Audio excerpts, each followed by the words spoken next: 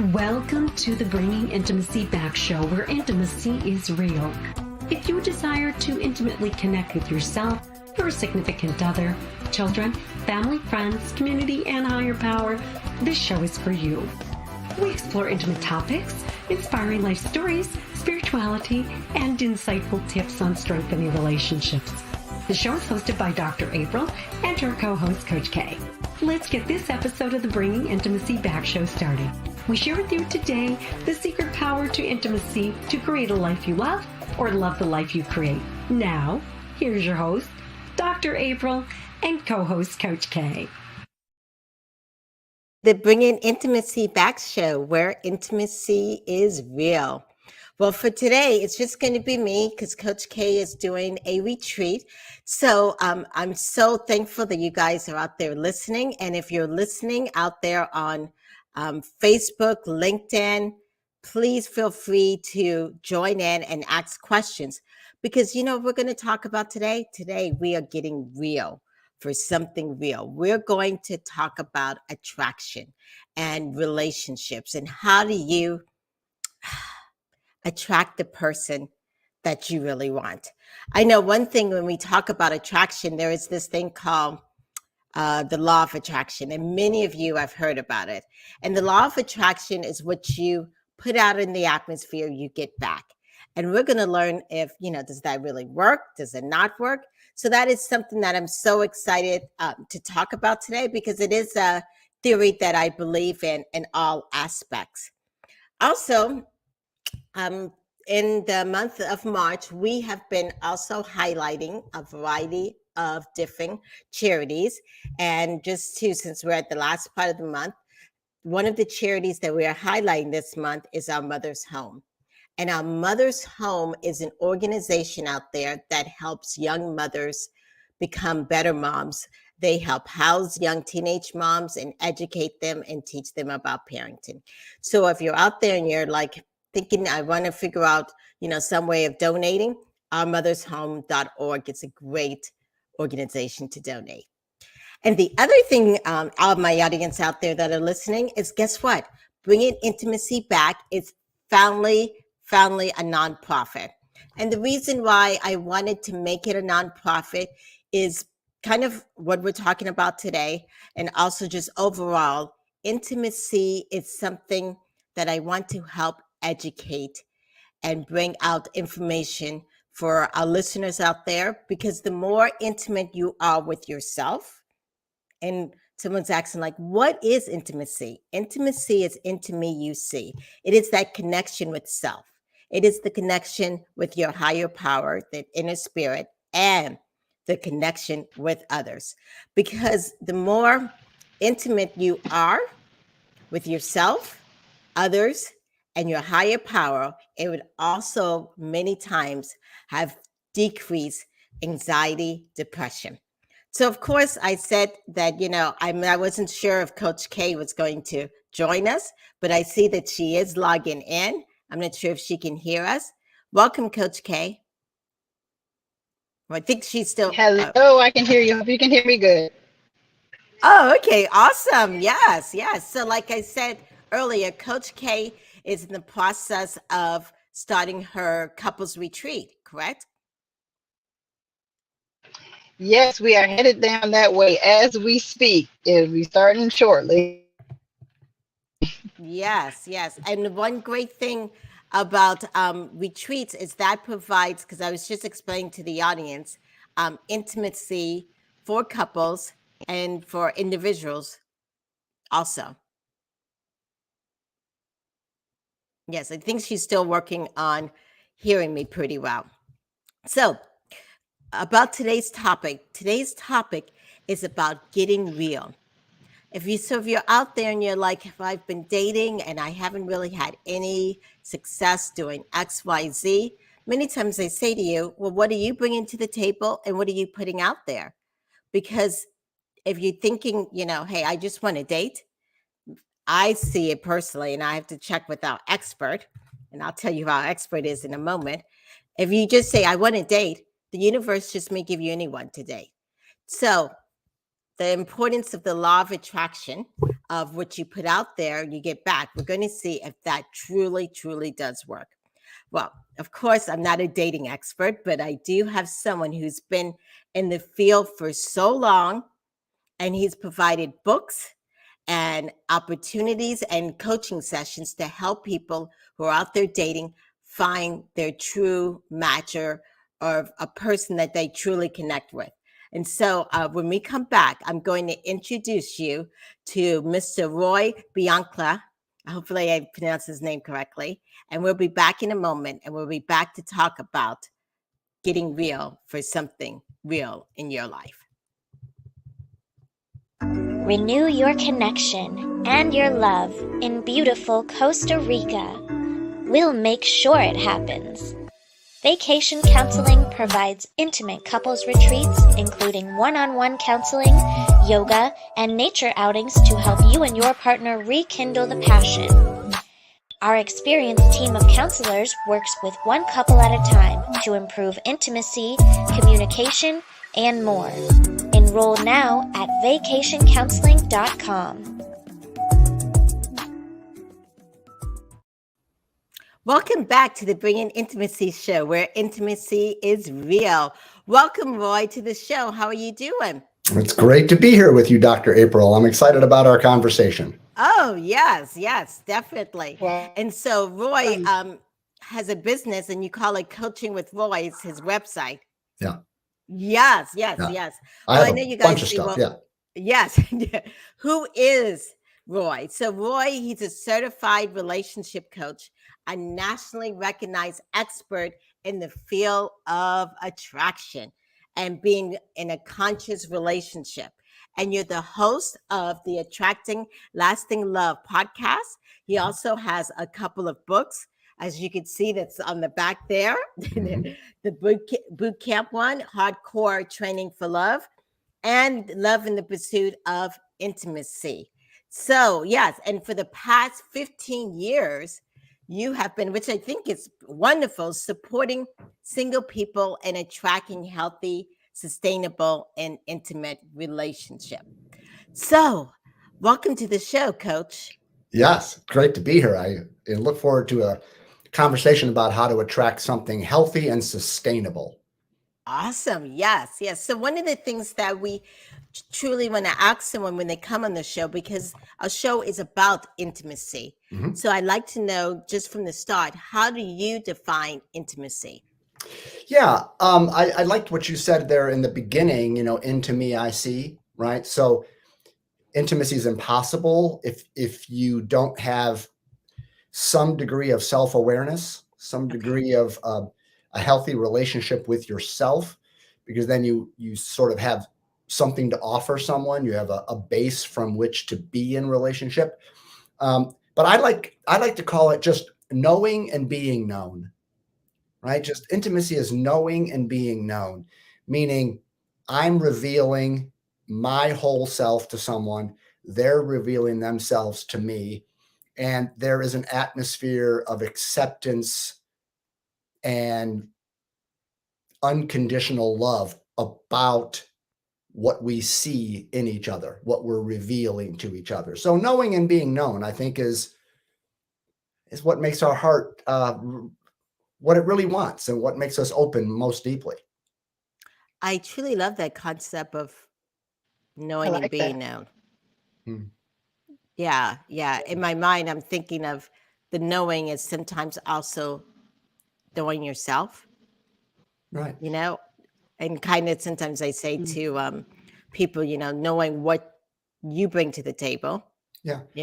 I was just talking with a client not 45 minutes ago, and the conversation was really about this very thing, is that in her experience, she shared a story that one time she opened up with someone that she had been dating for a couple of months, so that they had something established.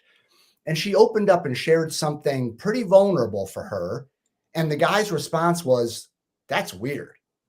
Okay. Mm-hmm. And in that moment, she said, I never felt comfortable anymore, sort of letting him see, all the parts of me, the vulnerable parts of me.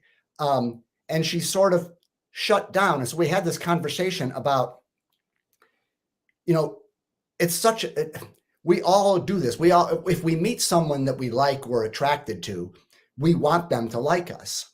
So we can fall into the habit of, who do I need to be? Or what part of me do I need to show? And what part of me do I need to hide in order to get them to like me? As we go into this mental gymnastics, we start to calculate, what am I going to say? What am I not going to say? I don't want them to know this part of me. I don't want them to know, I've got a temper. I don't want them to know that I'm, a neurotic nut job sometimes. Right. And we sort of present an image that we think will be liked, but then we never really get to feel secure in that relationship because the person falls in love with what we've shown them.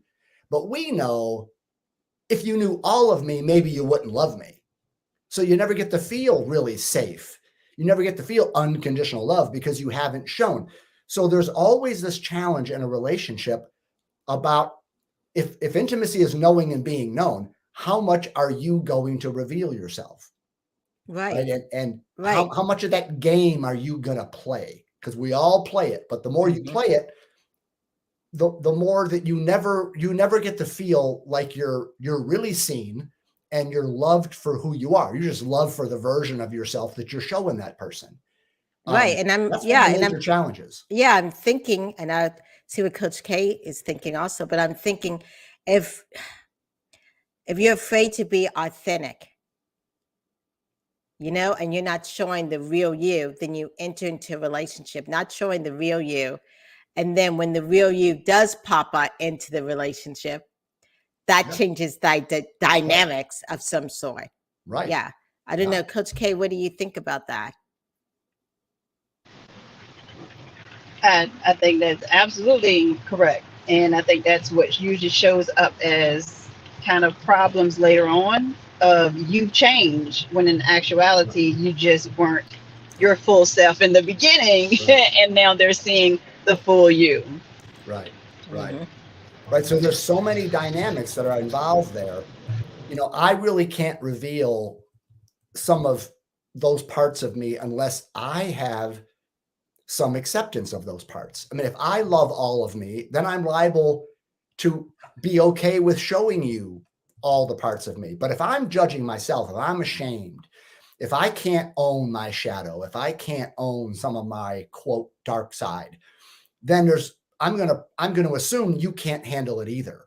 And then you get in these relationships that, how like when the government reveals a top secret document, that they have all the blacked out parts, right? Yes. So it's redacted.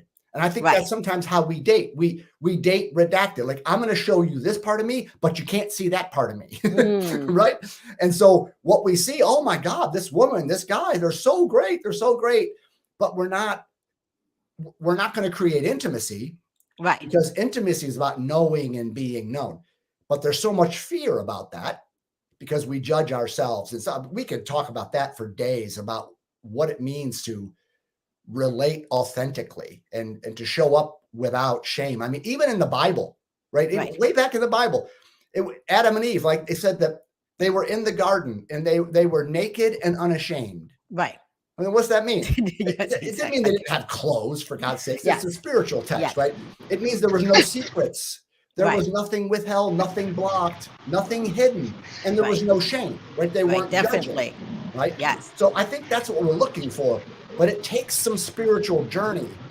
It does. To get that kind of freedom in yourself to say, here I am. I mean, it's warts and all. Yeah, definitely. And like you said, we could talk about this forever in some aspects. Yeah, I wonder, because I know you're releasing, or you've released this latest book on what's it, the Relationship Bootcamp. Yes. And we just talked about this being authentic. Is that one of the mistakes, or what is the top mistakes in relationships?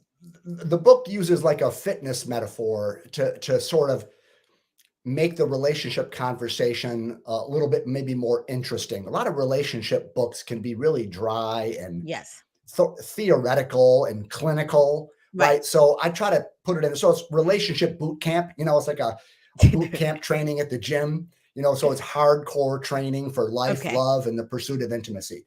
And in the book, I identify 7 relationship muscles, right? Right. 7 areas of our life that need to be strong if we're going to be able to connect in a healthy way. And one of those is what we're talking about, which is your communication, whether you are a revealer or a concealer, right?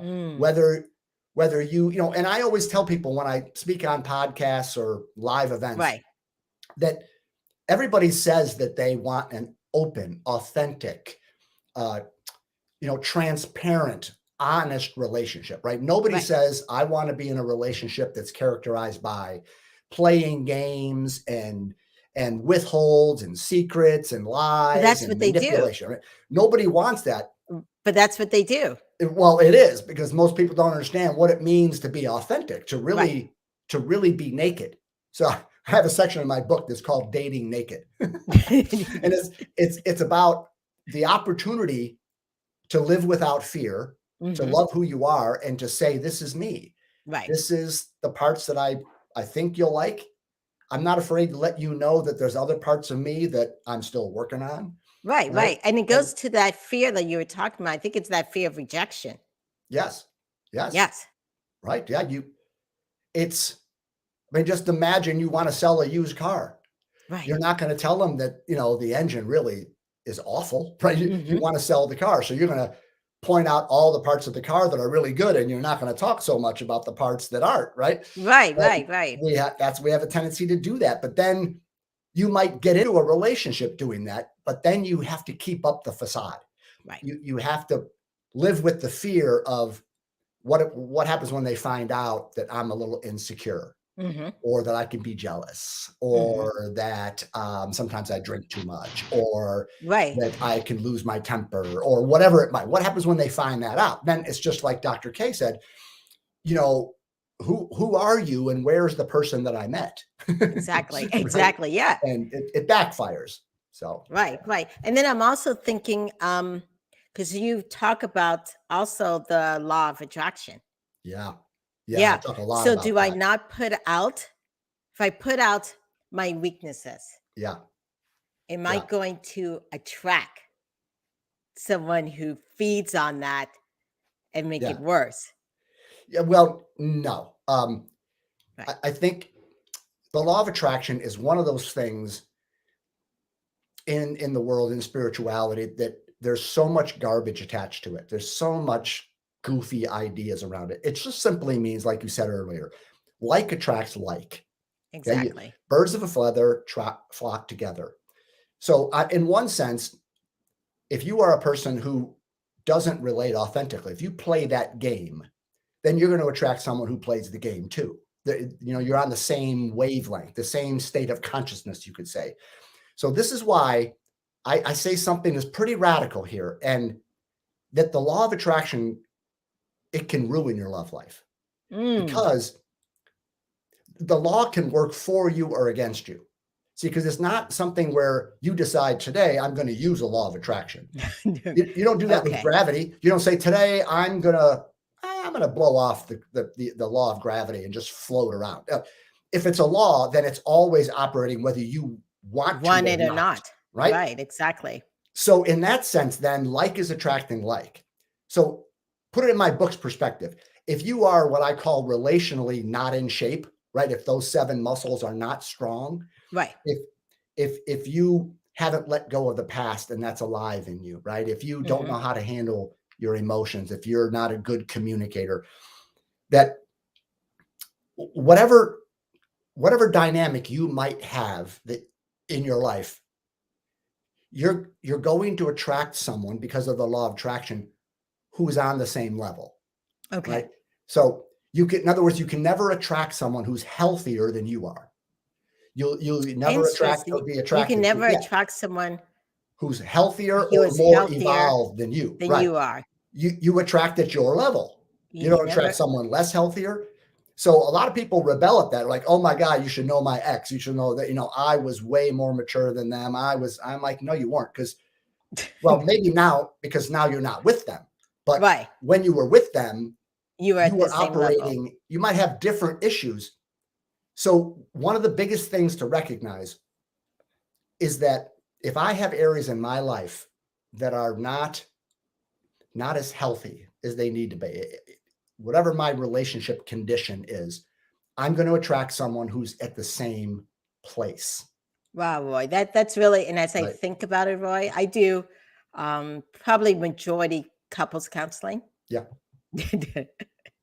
Yes. So I see exactly what you're saying in the sense of people's emotional levels are usually very at the same level.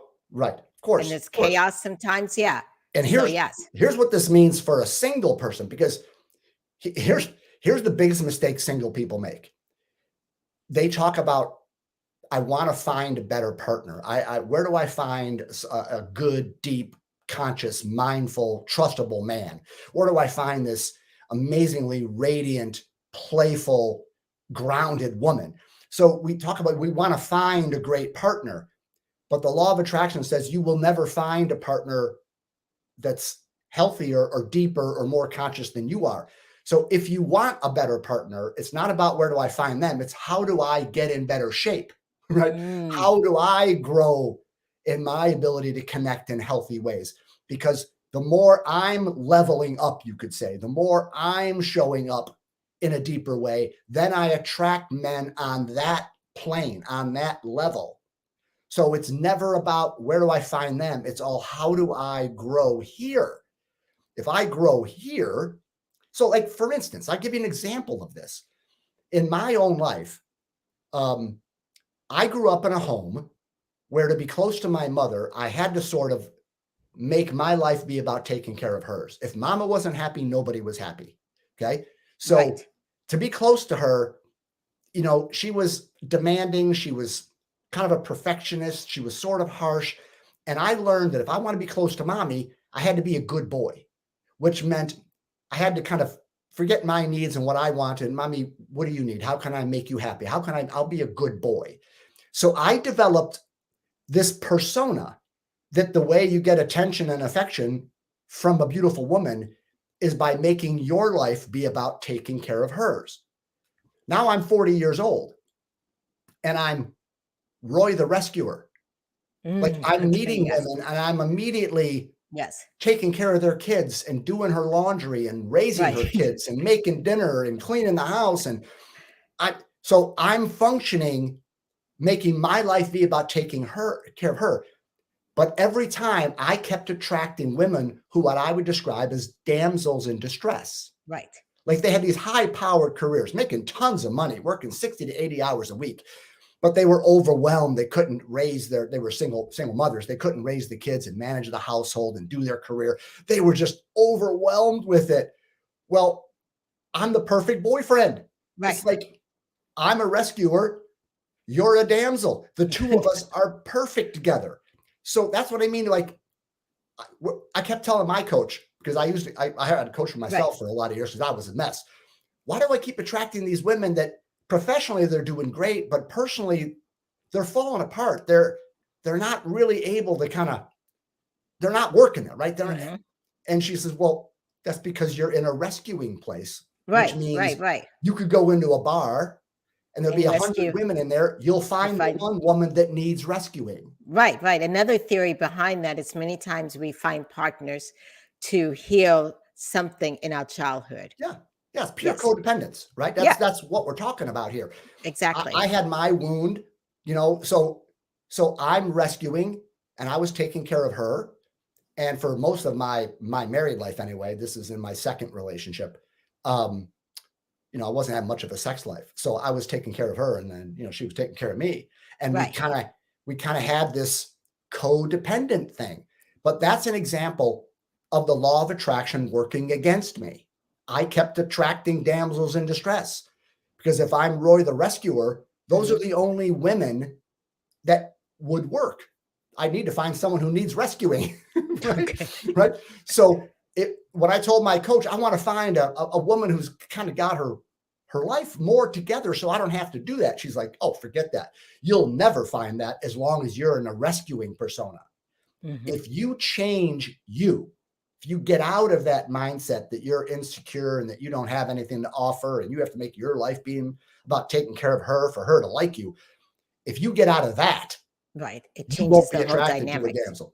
They won't even be attracted to you because you won't take care of them that Right. way. Right. Right. So it brings us all back to the general principle is if you want a better love life, it's not about where do I find a better person. It's what do I need to work on here so that I automatically, the law of attraction then can work for me and not against me. So the more in shape I am, the more the law of attraction helps me. The more I'm stuck in some of my old patterns and my old problems and all my old junk and my personas, then I'm just going to attract. It'll be like Groundhog Day. Right. You It's keep the same attracting thing, same person over and over again. Right. So that's what I do So, as a coach is I help people get out of those personas right. and create something new and beautiful. Definitely. Yes, I can definitely relate to that. And it's so important. I mean, I even have this theory that you should live your life as if your partner was already there. You know what I'm saying? So you're not like, oh, I'm waiting. Yeah. And then that's all you're going Yeah. to attract. But it's also, like you said, it's so much about working on yourself. I don't know. Coach K, do you want to chime in on this? If she can hear. Absolutely. Just listening to all of this is whenever I tell my story about how me and my husband met, that was just the thing. It was the moment that I started to work on me because I wasn't looking for a husband, didn't want to get married until I was after 40. So here I am in my 20s building myself, and he fell in my lap. And, that's 18 years ago, and we're still going strong from there. But it was the work that I did on myself because I always say you attract what you exude. So totally on board with that. Yes, definitely. Sure.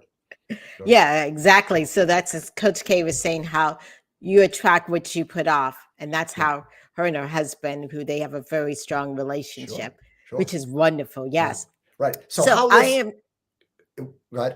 Okay, yeah, I was just going to say, I am so curious. And if anyone's out there listening and you have a question for Roy, please chime in. But I'm so curious because you said about these 7 muscles. Yeah. Yes. And I don't want you to give away the whole book. No, but yeah, no problem. I will. No, I mean, I wanted to tie it together. So once you make that shift, right? Because when I hired my coach, I went through a divorce and I rebounded into another relationship immediately.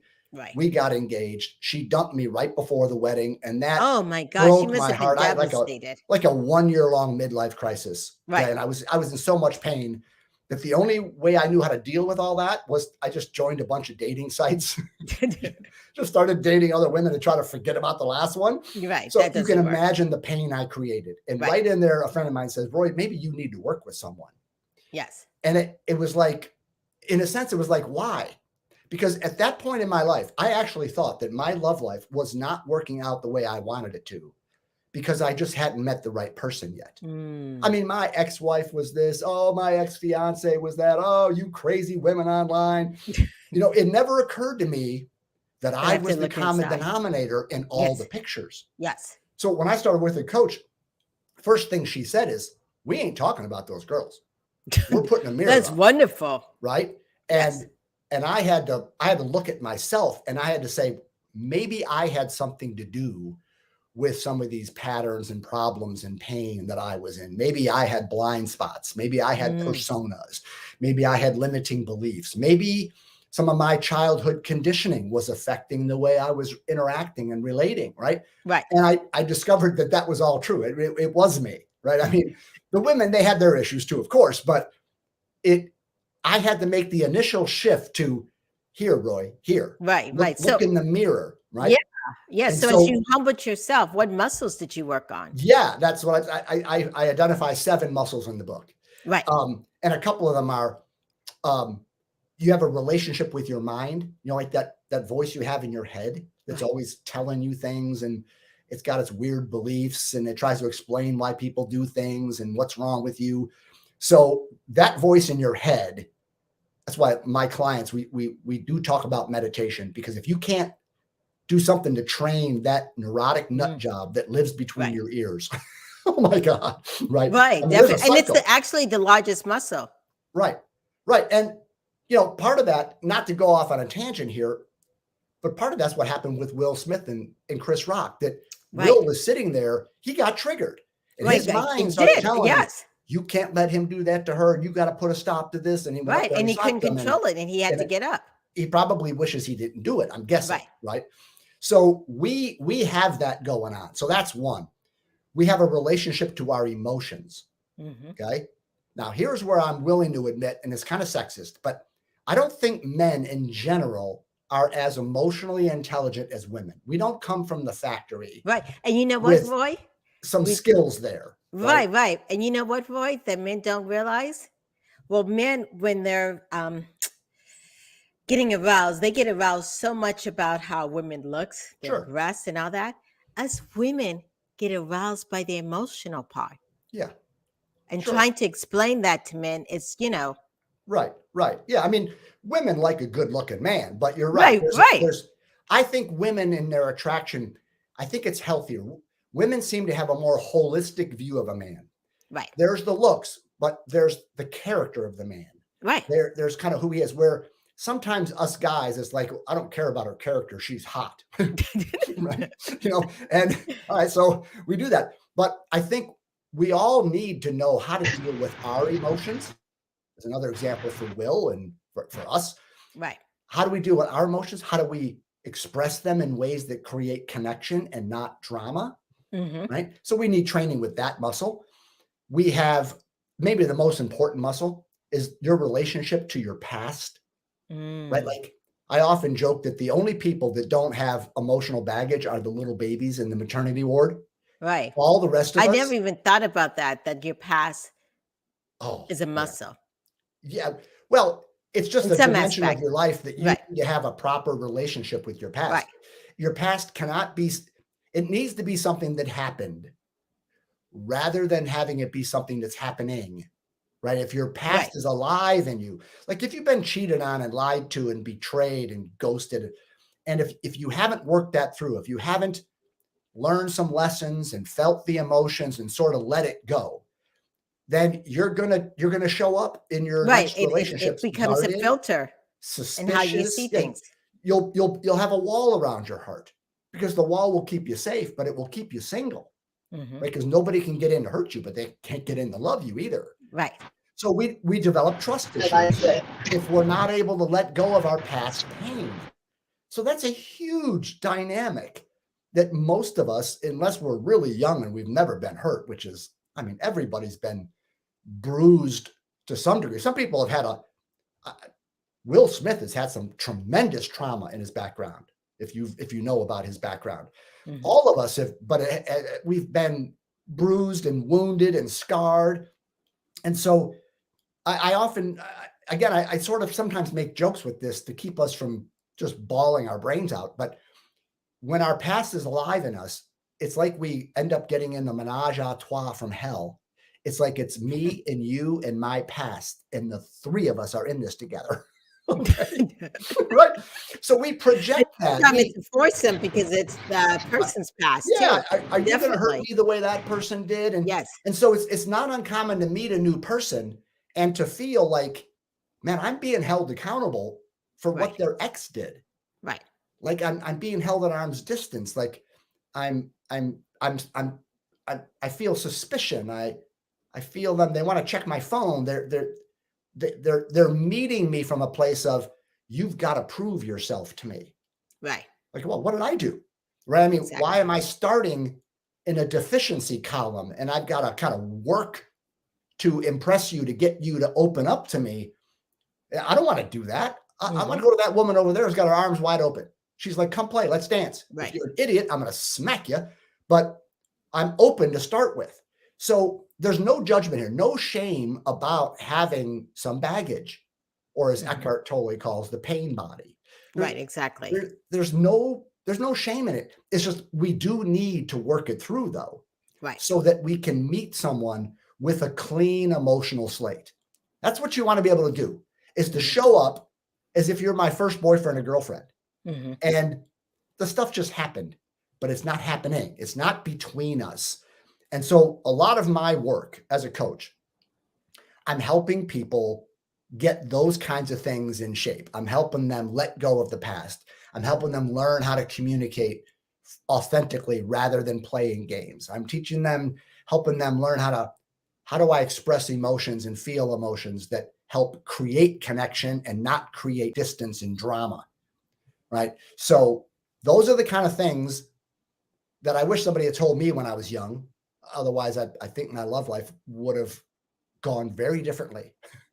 But when I worked with a coach, I was morbidly obese, you could say, in terms of my relationship fitness level. I had no idea about this stuff.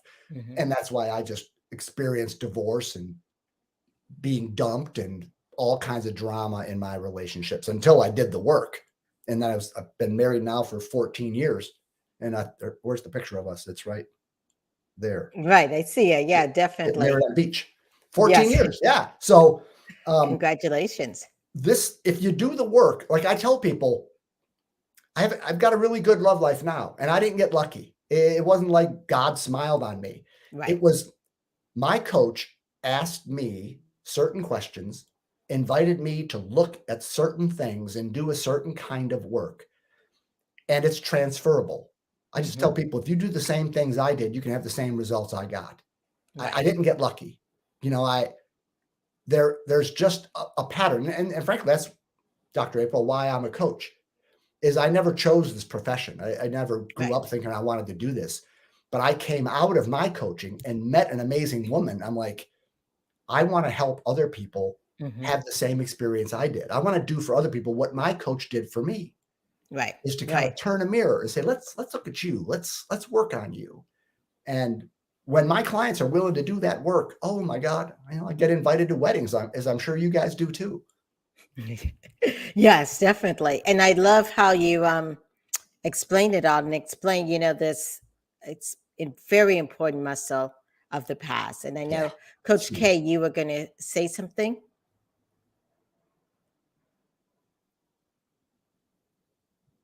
I don't know if she can hear. Oh, there she goes. There's a delay. No, I'm just agreeing with everything I'm listening and enjoying everything I'm hearing about, especially when you're saying, it was a little bit, but for the most part, it was on you. So, and congratulations on 14 years of, toxic sobriety. Some of the things that you were able to shed away and you were able to embrace what's happening now. Yes. Yeah, definitely. And so if anyone out there is listening and you're saying, wow, I didn't realize my past. And I just love how you put it as a muscle, because many times what happens, and even when we talk about intimacy, it's when you're truly intimate with someone, you're authentic, but you're also in the present moment. But when your past influences your present moment, right? Or you know what I'm saying? Yep. You've left the scene. Right. And there is a disconnect. Absolutely. That's absolutely true. And so one of the fun things that I've created, since I kind of talk about this in a fitness metaphor, like if you go to the gym and you want to get in great physical shape, the first thing any good trainer is going to do is put you through a bunch of assessments. They're going to see what kind of condition are you in now, and we know what to work with. And now we'll put a program together to get you in shape. Well, I sort of do that as a coach. I have something called the Relationship Fitness Self-Assessment Test. Awesome. It's a way of getting a little bit of a picture as to what's your current fitness level. Right. And do you have to sign up with you? No, it's a free test on my website, right? You have to put your email in there in order to get the system to send you your results. So it's a 30-question true false test. Take you 3 to 5 minutes to take it. It is very accurate.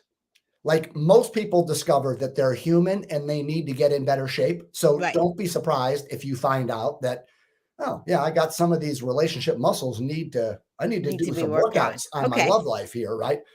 But it is totally confidential. Like, even I don't see your results. I just get notified someone took the test, but I don't see what's going on. Right in your inbox, you get your results. You're in one of 5 categories. Okay, just keep it kind of fun. Yes. You're either in the highest category. You're relationally ripped. Okay. Okay. Nobody's ever scored that, because that's like for Jesus or Buddha or something. Okay. It's like nobody's perfect. So you're either ripped or you're skinny fat, or you're overweight, unhealthy, or you're in the bottom category. And I took my own test, even though I wrote it, I took it myself from the mentality that I used to have, right? And I scored in the lowest category, dangerously out of shape. Okay. Which made sense. My love life was a friggin' mess. So I encourage people, it's like if you want to buy a house, you better check your credit score.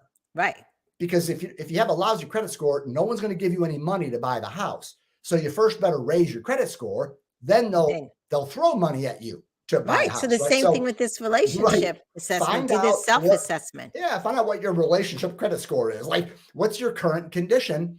And then if I can help you as a coach, I can put a program together to get you in shape so that you can have that healthy, sustainable relationship. So all of that is at coachingwithroy.com. It's right on the homepage. You can't miss it. Wonderful. So Coaching with Roy, if you go onto their site, you take the self-assessment to see how you are in the sense of preparation for a relationship. And let's say it comes back and it shows that you've got to work on some things. Then you go on back on the site, contact you, and you upload your results to send to you, I'm assuming. Some people send them to me. Other people just call up and say, well, the test said I need to get in better shape. So, what's your coaching program about? How much does it cost? What's involved? What would you do with me? And sometimes they send the results. Other times they just tell me what category they're in, and I sort of get an idea. You know what I mean? And then we just talk about what are like most people, they're pretty strong in a few of the 7 areas, and they're pretty weak in a few. So I just help them, like, where do we need to focus our attention? Rarely does someone need a complete, overhaul. So where are you weak? What part has been sabotaging your love life? You know what I mean? And we work there, and then people just get so much better results and less drama. And it's really fun. Okay. Coach Roy, is there anything else on your website that you would like our audience to know about? Well, I'm a content creator. Like maybe you guys are too. Like I've written 3 books. They're all around my head. They're on Amazon. They're on my website also. My newest book over here, that one is audio too. So it's paperback and ebook and audio and all that stuff. I have video-based courses that you just take in the privacy of your home. You can sit in your underwear and do a video training course on things, and then I've got group programs that I do periodically. And then, then the main thing is my one-on-one work with people. That it is more expensive than anything else, but that's really where I can get in there and really help identify what's really holding you up and help you get stronger in those areas and get better results right away. Okay, awesome. Well, Coach Roy, it's been a pleasure to have you on the show. Thank you so much. If anyone's out there, don't forget to go to www.coachingwithroy.com and check him out. Thank you so much for being again on the show. It was so enlightful.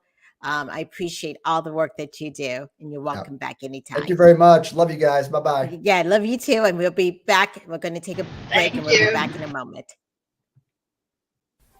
Introducing 100 plus of the most unique, intimate expressions that you can use daily. Don't wait for all of life's variables to fall into place perfectly. Work towards intimacy now. Here, I challenge you to try a variety of the intimate expressions from this ebook. Try one, try another, and repeat. Intimacy does not require perfection, only a continuous effort. Welcome back to the Bringing Intimacy show, where intimacy is real. Coach K, what did you think about Roy? I thought that was an awesome, just kind of everything he was talking about was just so on point. It was so relative to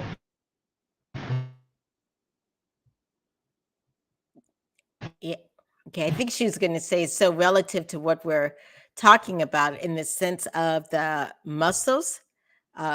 It's so important. What I learned is so important for us to make sure we take care of ourselves, because how we show up in a relationship is what we track. So we cannot attract anything higher if that's not where we're at. So what he talked about was very, very wonderful. And so if you're out there and you're like, well, what else is going to come up on the Bringing Intimacy show? Please look forward. Next week is April, and in the month of April, which is one of my favorite months because, of course, it's my name, April. Please look at all our shows coming up. Next week, we have Renee Willingston, and she is a double board certified doctor with helping women over 20 years on bringing their sexy back for your libido. Please check that out. April 14th with Karen Freeland. She is talking about, vagina is not a dirty word. So she's going to help us understand and learn how to take care of our vagina, which is very, very important. April 21, we have Kelly Calabrese, and she's going to discuss self-love for singles. So it's more like what we just talked about, the importance of self-love. And then April 28th, and I know this woman knows Coach K because I just spoke with her today, Jacqueline Greeley, we're going to talk about kink and intimacy. So if you're out there listening on Bringing Intimacy Back, please go to Facebook, Instagram, LinkedIn, YouTube, Twitter. Rate us. If you like what you see, please like it. Subscribe to our YouTube channels. Give us a rating. Feel free to give us a review. If you have questions or concerns, go on to the www Bringing Intimacy Back website. And we look forward to seeing you all next week. Thank you, Coach K. I want to best wishes to your retreat this week.